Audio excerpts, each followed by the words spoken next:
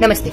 आज हम देखेंगे कि करवा चौथ का व्रत क्यों किया जाता है। बहुत साल पहले एक विलेज में एक साहूकार रहता था। उसके 7 बेटे और एक बेटी थी। जैसे ही वो बेटी अपने मायके आई, उस टाइम पे करवा चौथ का समय आया। कार्तिक मास के कृष्ण पक्ष में ये करवा चौथ का व्रत किया जाता है। तो 7 भाभियां और ननन ने ये व्रत रखा था। सारे 7 भाई रात को भोजन के लिए बैठे। अपनी बहन को बुलाया कि भाई साहब चलो भोजन तैयार है, हम भोजन कर लेते हैं। उनकी बहन ने कहा कि भाई मैंने आज करवा चौथ का व्रत रखा है, मैं चंद्रमा को अर्घ दे के फिर मैं भोजन के लिए बैठूंगी। तो उनके भाइयों को ये सुन के बहुत बुरा लगा कि सुबह से मेरी बहन ने कुछ खाया नहीं और अभी भी वो चंद्रमा की वेट कर रही है। तो उनके भाइयों ने छल से अपने गांव के दूर कहीं पहाड़ पर एक दीपक जला के आ गए और घर आके अपनी बहन से कहा भाई साहब आइए चंद्रमा आ गए हैं। तो उनकी बहन ने खुशी के मारे अपनी 7 भाभियों को बुलाया कि भाभी चलिए चंद्रमा आ चुके हैं, हम अर्घ देके फिर साथ में भोजन करते हैं। तो उनकी बहनों ने बोला नहीं भाई साहब, ये कोई चंद्रमा का प्रकाश नहीं है, ये तुम्हारे भाइयों का छल है। क्योंकि भाभियां तो अपने पतियों की करतूत जानती थी। पर उनकी बहन ने अपनी भाभी पे भरोसा ना करके उनके भाइयों के जो प्रकाश उन्होंने क्रिएट किया हुआ था उनको ही अर्घ देके भोजन के लिए बैठ गए। बट द कोइंसिडेंस वाज कि जैसे ही वो भोजन के लिए बैठी, पहले ही उनको छींक आई जैसे ही पहला निवाला उठाया और उनको ऐसे लगा कि शायद मैंने पूरा दिन भूखा रह के इसलिए मुझे अभी छींक आ गई। तो जैसे ही छींकते वो शांत हो गई, उन्होंने दूसरा निवाला लिया। दूसरे निवाले में बाल आ गया, फिर भी उन्होंने ध्यान नहीं दिया। ये भगवान जी का संकेत था, पर हम तो इंसान हैं, संकेत तो समझते नहीं। फिर जैसे ही उनका भोजन कंप्लीट हुआ, एक मैसेंजर आता है। जैसे पुराने जमाने में मैसेंजर्स हुआ करते थे कि घोड़े पे सवार होके एक मैसेंजर आता था, इंसान खुद मैसेजेस पहुंचाता था। तो एक मैसेंजर आता है और इनको बोलता है कि आपके पति की हालत बहुत नाजुक है और आपको तुरंत ससुराल बुलाया है। तो ये सुनते ही इनकी बेटी, साहूकार की बेटी, तैयार हो जाती है अपने ससुराल जाने के लिए। ये सब सुन के उसकी मम्मी उनके लिए साड़ी निकालती है। पहले के जमाने में जैसे पिटारे से साड़ी निकालते थे बेटियों के लिए, तो पिटारा जैसे साड़ी का खोला, उनमें सिर्फ काली और सफेद साड़ी आती थी। तो ये प्रोसेस चलता गया। उन्होंने बहुत बार ट्राई किया कि मैं अच्छी सी साड़ी निकाल के अपनी बेटी को दूं, पर उसकी बेटी भी ससुराल जाने की जल्दी में थी। तो इनकी मम्मा ने जैसे ही साड़ी निकाली, व्हाइट और ब्लैक साड़ी निकलती थी, ये भी एक दूसरा संकेत था भगवान की तरफ से उनके लिए कि इन्होंने व्रत सही से नहीं करा है। तो ये संकेत ये वापस नहीं समझी। इन्होंने अपनी माँ से कहा माँ मुझे देरी हो रही है, मुझे पहुंचना है, ये सब आप रहने दीजिए। फिर वो ससुराल जाने के लिए निकलते हैं। उनकी मम्मा बोलते हैं कि बेटा जो भी आपको रास्ते में मिलता है सबको प्रणाम करते हुए जाना। तो ये साहूकार की बेटी जैसे ही घर से निकलती है, रास्ते में जो मिल रहा है सबको प्रणाम करते हुए जा रही है। और जैसे ही वो अपने ससुराल पहुंचते हैं, उनकी छोटी ननन बाहर ही बैठे हुए रहते हैं। उनके पांव छूती हैं और फिर उनकी ननन उनको आशीर्वाद देते हैं, सुहागन रहो, सौभाग्यवती भव और पुत्र भव। ये सुनते ही वो घर के अंदर प्रवेश करते हैं। जैसे ही अंदर प्रवेश किया, वो देखते हैं कि उनके पति का शव वहां अंतिम संस्कार के लिए तैयार था। वो शव के पास जाके बहुत रोती है, रो रो के बोलती है कि ये क्या हो गया, आप मुझसे मिले बिना चले गए।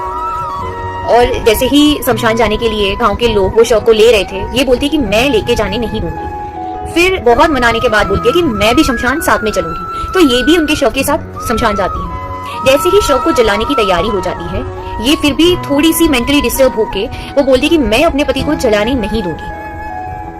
फिर गांव वालों के बहुत समझाने के बाद भी साहूकार की बेटी बिल्कुल नहीं समझती।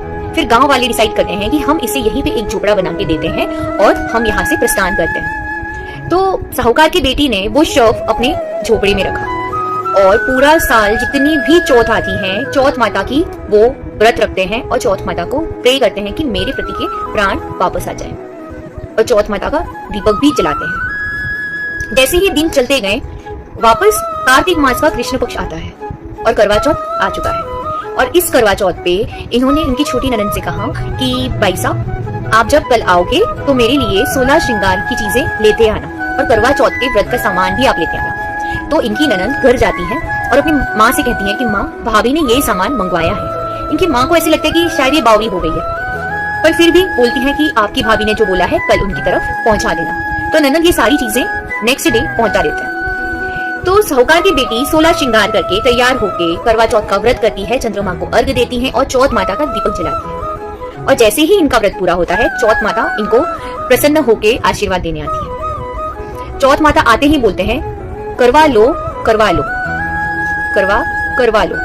इसका मतलब है कि बेटा करवा चौथ का कोई आशीर्वाद तुम मानो, मैं प्रसन्न हुई। तो वैसे ही साहूकार की बेटी माता के पैर पकड़कर बोलती है कि मेरे पति के प्राण लौटा दो। चौथ माता बोलती है आपको तो व्रत से ज्यादा, अपने पति से ज्यादा भोजन का बहुत स्वाद लेना था, भोजन आपको बहुत इंपॉर्टेंट था, इसीलिए इनके प्राण चले गए। अब मुझे, मेरा समय जाने का हो चुका है, मुझे जाना है। तो साहूकार की बेटी बोलती है नहीं माते, मैं आपके पैर तब तक नहीं छोड़ूंगी जब तक आप मेरे पति के प्राण नहीं लौटाते।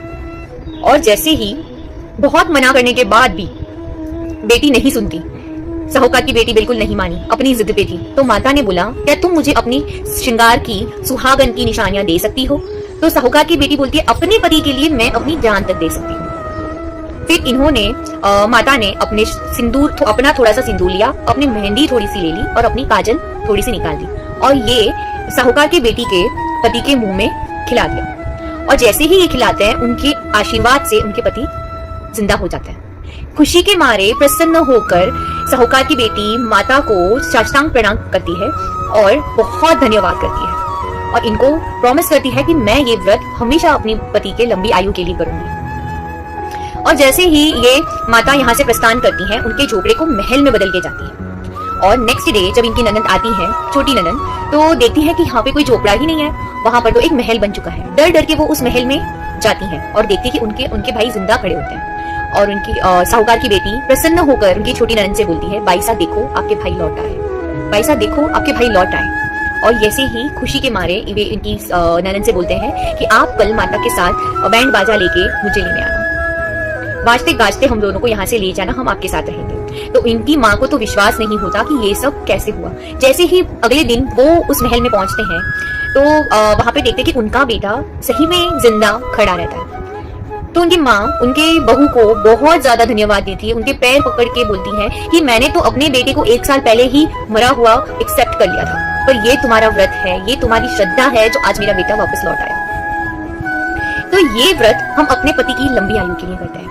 और इस व्रत में जब आप करवा चौथ की पूजा करते हैं, पूरा दिन निर्जल आप रहते हैं और ये व्रत आपको गेहूं के 13 दाने हाथ में पकड़ के सुनना है। और ये दाने आप जो भी लोटा पानी का लेते हैं उसमें डाल के आप चंद्रमा को अर्घ दे सकते हैं, एक्चुअली देना है। और अपने करवे को, अपना जो करवा है उसमें थोड़े से गेहूं, थोड़ी सी दक्षिणा और एक फल के साथ अपनी सासू माँ का आशीर्वाद लेना है और ये अपनी सासू माँ को दे देना है। और ये आप अपने घर के भोजन में भी डाल के यूज कर सकते हैं। इससे आपके घर में समृद्धि आएगी और बहुत सारी लक्ष्मी का प्रस्थान होगा और घर में सारे लोगों को माँ करवा का आशीर्वाद मिलेगा। ओम नमः शिवाय।